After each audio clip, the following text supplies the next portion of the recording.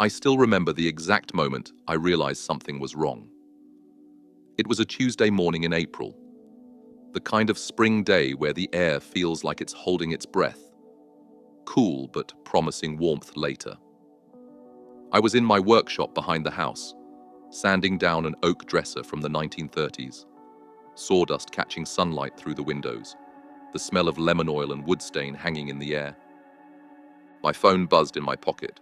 Just once, a text message. Possible fraudulent activity detected on your account. Please verify recent transactions. I almost ignored it. Almost. You get so many scam texts these days that your first instinct is to delete and move on. But something made me look twice. The message was from the actual number my bank used for alerts. I set down my sanding block and wiped my hands on my work apron. Pulled up the banking app. And that's when the floor seemed to drop out from under me.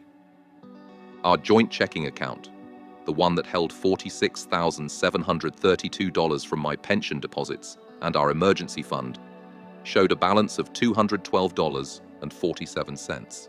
A single withdrawal of $46,500 had been made yesterday afternoon.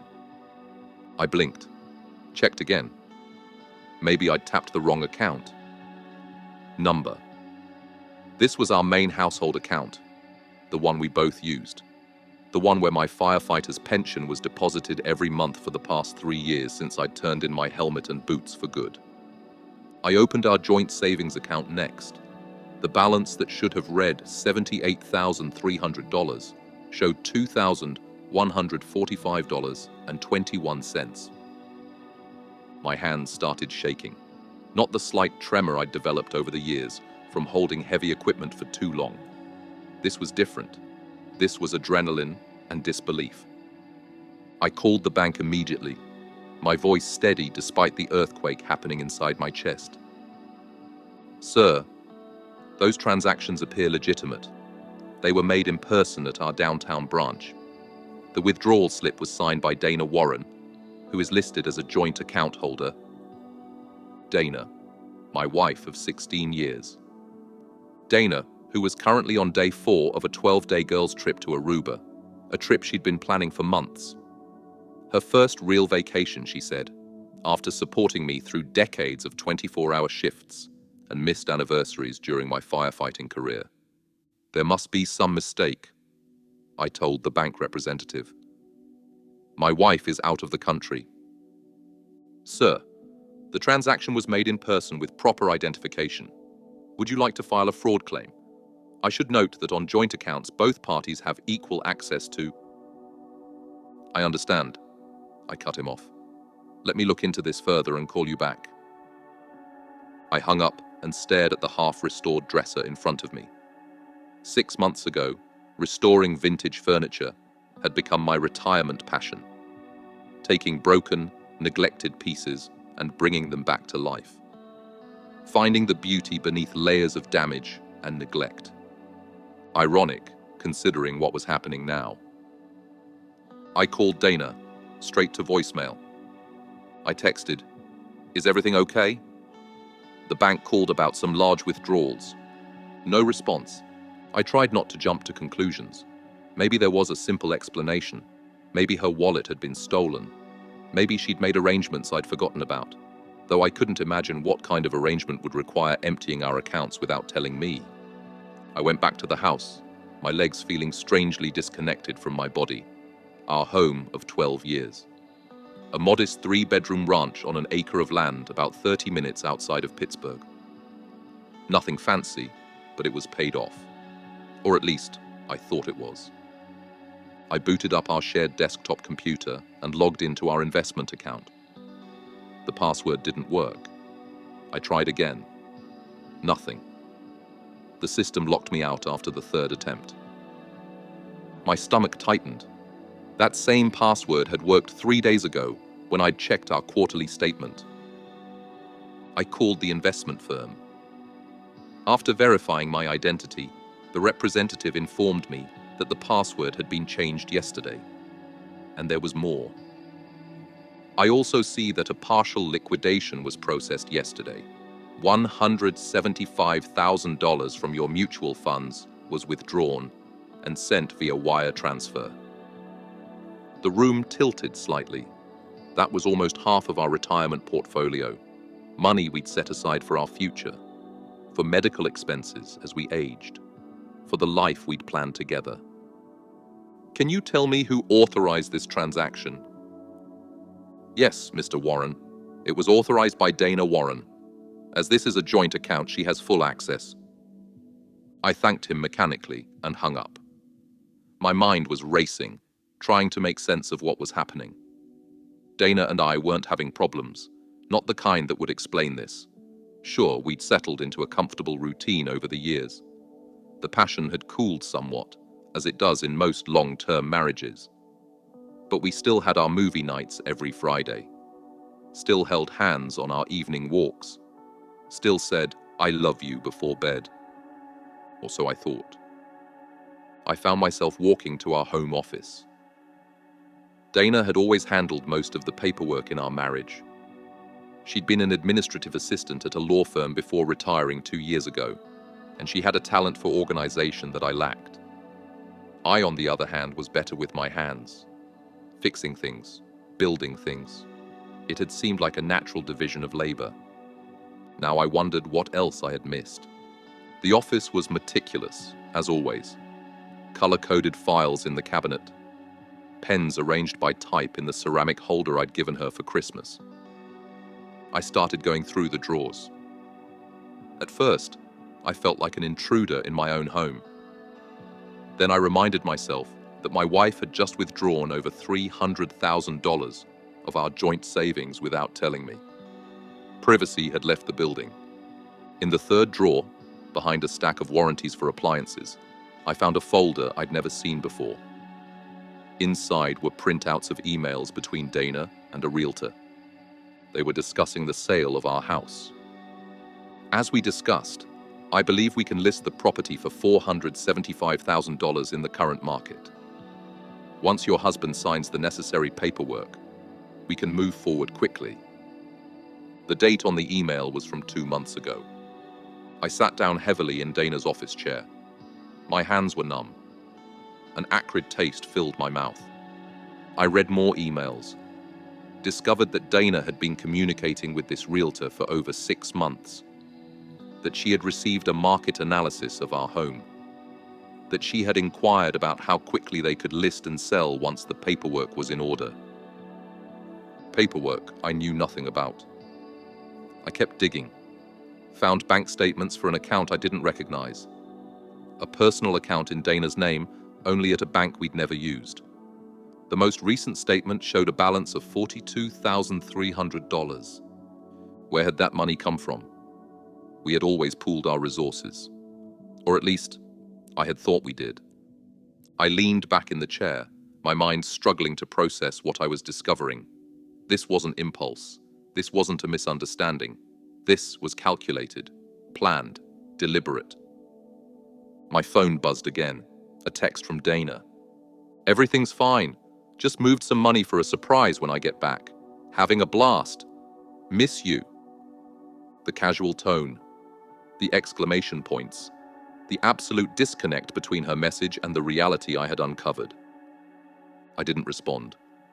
Instead, I kept searching, found more files, more secrets, a lease application for an apartment in Tampa, Florida. Dana had family there, a sister she visited once a year. The application was dated 3 weeks ago. The pieces were falling into place now. A sickening puzzle revealing a picture I couldn't have imagined when I woke up this morning. Dana was leaving me, had been planning to leave me for months, and she was taking everything she could on her way out. I should have felt devastated. Part of me was. But firefighters are trained to stay calm in crisis, to assess the situation, to make decisions when others can't. I picked up my phone and called Robert Shine. He wasn't just my attorney. He'd been my friend for 30 years.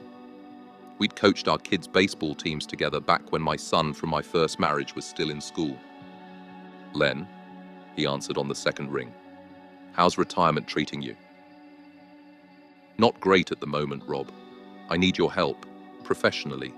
How soon can you see me? Something in my voice must have conveyed the urgency. He cleared his schedule and told me to come right over. I gathered the documents I'd found and drove to his office. The 15-minute drive gave me time to think, to replay moments from the past few months, looking for signs I might have missed. Dana suggesting I transfer my pension to our joint account for simplicity. Dana mentioning that we should consider simplifying our investment portfolio. Dana encouraging me to focus on my woodworking. Don't worry about the finances. You've earned your rest. I had thought she was being supportive. Now those moments took on a different meaning. In Robert's office, I laid out what I had discovered. The withdrawn funds, the secret account, the plans to sell our home. He listened without interrupting, taking notes, his expression growing more concerned. Len, I'm not going to sugarcoat this. This looks like a calculated exit strategy.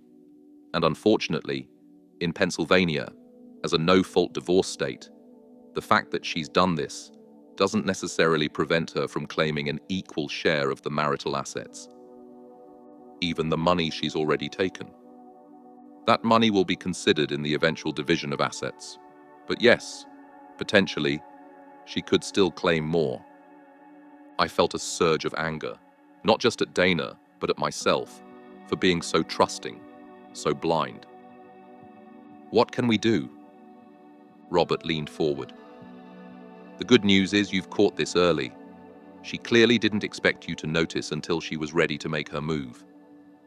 That gives us some options. For the next hour, we developed a plan. One that would protect what was left of my retirement. One that would secure my future. First, Robert drafted emergency paperwork to freeze our remaining investment accounts. While Dana could withdraw funds as a joint account holder, the freeze would at least slow things down and create a paper trail for later legal proceedings. Next, he helped me file a petition regarding the house. Since Dana had begun the process of selling our home without my knowledge or consent, we had grounds to block any sale until the matter could be resolved in court. I also needed to protect my pension. The monthly payments were substantial, $4,872 after taxes, the result of 32 years of running into burning buildings while others ran out. That pension was meant to support me for the rest of my life. It had never occurred to me that I might need to protect it from my own wife. Robert advised me to immediately redirect future pension payments to a new, separate account. While we couldn't undo the past withdrawals, we could prevent further losses. What about the money she's already taken? I asked. We'll document everything, Robert assured me. Every dollar will be accounted for in the divorce proceedings. The court doesn't look kindly on this kind of financial misconduct, even in a no-fault state. Divorce. The word hung in the air between us. Until that moment, some part of me had been holding on to the hope that there was an explanation, that this wasn't what it seemed. But it was. When I left Robert's office, I had a plan and a stack of legal documents. I also had a hollowness in my chest that no plan could fill. I drove home in silence. No radio, no phone calls, just the sound of tires on asphalt and the occasional ping of my phone as texts came in from Dana. I didn't read them. Back home, I went through our bedroom, opened Dana's closet. Some of her clothes were missing, more than would be needed for a 12-day vacation. Her jewelry box still held most of her pieces, but her grandmother's diamond earrings, the ones she treasured most, were gone. In the bathroom, her expensive skincare products remained, but her travel kit was missing, along with the prescription medications she took daily. It was as if she had packed for an extended absence while making it look like a normal vacation. I sat on the edge of our bed, the bed we'd shared for 16 years, and finally allowed myself to feel the weight of what was happening. We'd met when I was 45 and she was 39, both divorced, both cautious about trying again. I had a son in college. She had chosen not to have children. We bonded over our love of old movies and gardening. Married after 2 years of dating. For 16 years, I thought we'd built something solid, something real. But as the shock began to fade, other emotions rushed in to fill the void. Anger, betrayal, and beneath it all, a determination I recognized from my firefighting days. The resolve that comes when you're facing flames and need to find a way through. Dana had underestimated me, had mistaken my trust for weakness, my retirement for surrender. She didn't know that the man who had carried unconscious strangers from burning buildings wasn't about to let his own life go up in smoke without a fight. Over the next week, I executed the plan Robert and I had developed. I moved quickly but methodically. No emotional decisions, no rash actions. I redirected my pension to a new private account. I documented every missing dollar from our joint funds. I filed the necessary legal paperwork to protect our home from being sold without my consent. I contacted our investment firm to contest the liquidation of our portfolio, though much of that money had already been transferred beyond reach. I also hired a private investigator, another former firefighter who had started a security business after retirement. He tracked the money Dana had withdrawn to several different accounts, discovered that she had rented a storage unit 3 months ago, found out that she had been in contact with the divorce attorney in Tampa. The picture became clearer. Dana hadn't gone to Aruba for a vacation. She'd gone there to establish an alibi while the funds she'd withdrawn cleared various accounts. Probably planned to return long enough to serve me with divorce papers, then disappear to Florida with as much of our money as she could take. It was the perfect plan. Except for one thing, that text from the bank, that alert that had set everything in motion. In the midst of all this activity, I kept up appearances, continued working in my workshop, responded to Dana's texts with non-committal messages. Hope you're having fun. Weather's nice here, nothing that would alert her to what I'd discovered.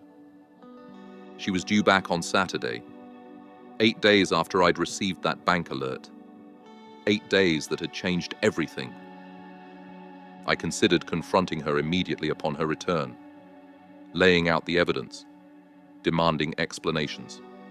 But Robert advised against it. Let the legal process work, he said. Don't give her information she can use against you. So, I made another plan. Saturday morning, I cleaned the house as I normally would before her return. Put fresh flowers in the vase on the kitchen table. Daisies, her favorite. Made sure her side of the closet was organized the way she liked it. Then I packed a bag and checked into a hotel 20 minutes away. I left a single envelope on the kitchen table next to the flowers.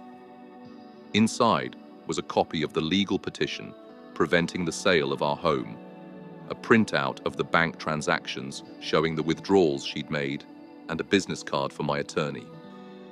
No note, no explanation needed. As I drove away from our home, a strange calm settled over me. For months, Dana had orchestrated her escape in secret. Now I had orchestrated mine in plain sight. There was a certain poetry to it, a quiet power in taking back control without drama or confrontation. Sometimes the strongest response isn't rage or vengeance, but simply refusing to play someone else's game. I turned off my phone and spent the night in that hotel room, staring at the ceiling, trying to reconcile the woman I thought I'd married with the one who had systematically worked to dismantle our life together. When I turned my phone back on Sunday morning, I had 17 missed calls and 23 text messages. Dana, alternating between confusion, anger, and attempts at explanation. What is this?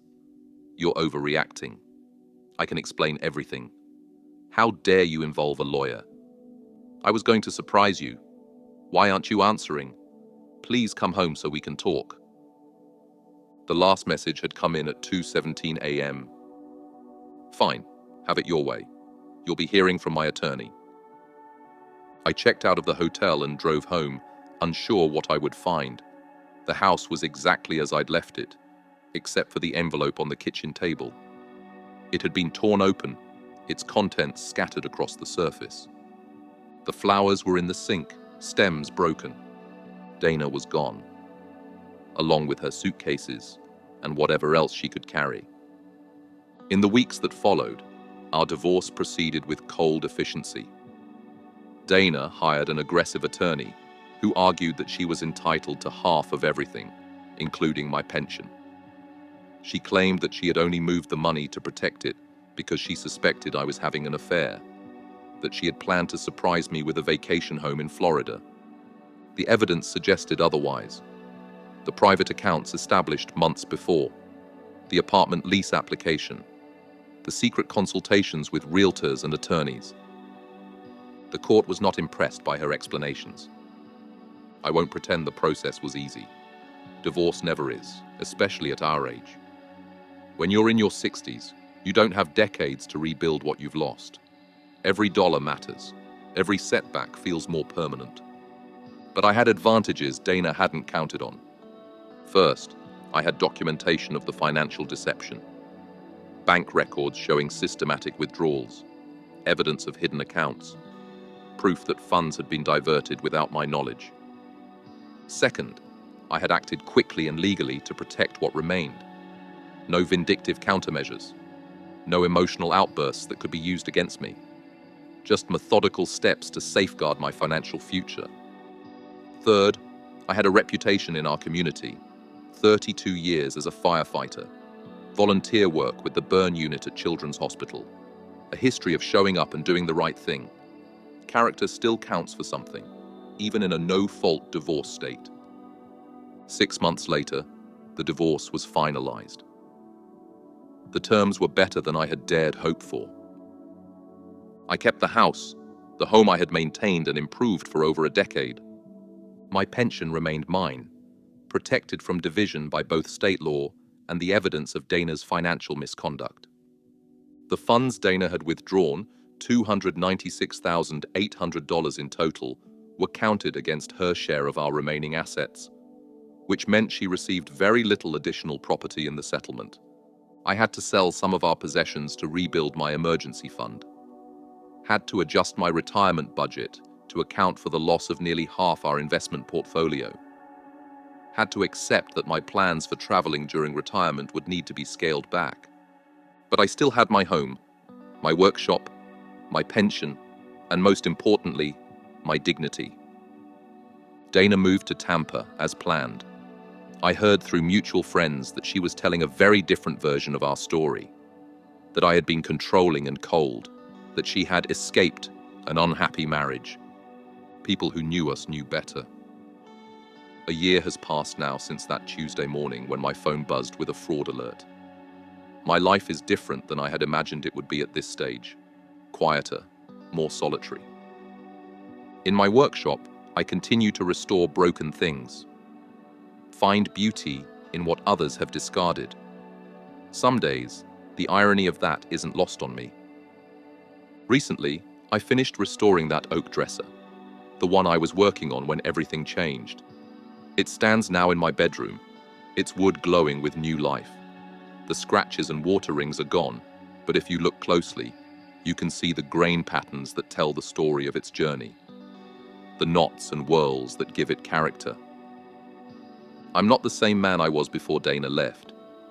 In some ways, I'm stronger, more self-reliant, less naive.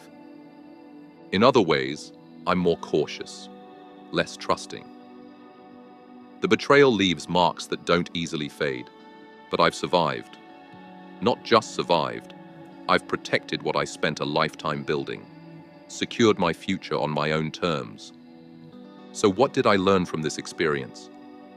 What wisdom can I offer to others who might be facing similar situations? First, trust your instincts. When something feels wrong, pay attention. That fraud alert could have been dismissed as a mistake. I could have waited for Dana to return and explain. By then, it might have been too late. Second, understand your financial situation completely. Many couples divide responsibilities. One handles the investments, the other the daily expenses. That's fine, but both partners should always have full knowledge of all accounts, properties, and obligations. No matter how long you've been married, no matter how much you trust your spouse, maintain financial awareness. Third, protect your retirement income. For those of us who depend on pensions or fixed income in our later years, these resources are irreplaceable. Consult with an attorney about the legal protections available in your state.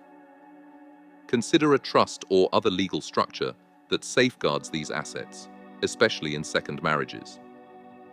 Fourth, act swiftly but legally when facing financial betrayal.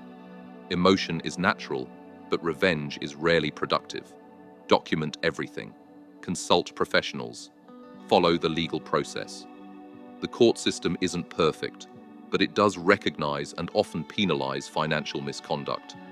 Finally, remember that rebuilding is possible at any age. We tend to think that major setbacks in our 60s or 70s are insurmountable, that we don't have time to recover. But resilience isn't limited by age. The same strength that carries us through decades of work and family challenges can carry us through these crises as well. I didn't expect to be single at 61, didn't plan to manage retirement on my own, but each morning I wake up in a home that's truly mine, work with my hands on projects that bring me satisfaction, live within a budget that, while tighter than before, still provides security and modest comfort. Some nights, I still reach across the bed out of habit, momentarily forgetting that the space beside me is empty. Some days, I catch myself planning to tell Dana about something interesting I've seen or read, before remembering that she's no longer part of my life. Those moments are becoming less frequent as time passes. Last month, I started teaching a furniture restoration class at the community center, sharing what I've learned about bringing damaged things back to life. The workshop is full of retirees like me, some married, some widowed, some divorced. All of us carrying stories of what we've built and what we've lost. All of us still creating something new from the materials at hand. If you're watching this and facing your own version of financial betrayal, know this. It isn't the end of your story. Protect what you can. Fight for what matters. Rebuild with what remains. And if you haven't faced such betrayal, take steps now to protect yourself. Review your accounts regularly. Understand your legal rights. Consider separate as well as joint financial arrangements, especially in second marriages. Prepare for the unexpected, even as you hope it never comes. I'd like to hear your stories in the comments below.